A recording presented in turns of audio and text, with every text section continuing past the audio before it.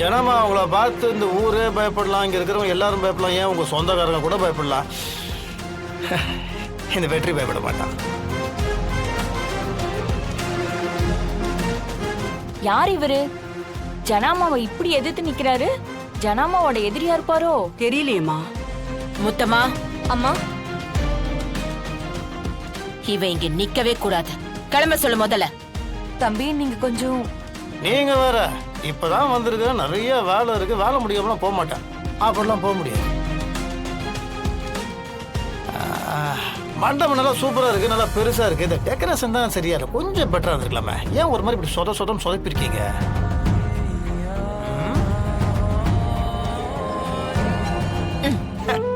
Rascal.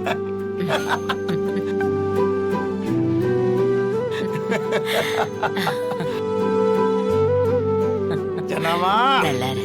எப்படி இருக்கீங்க?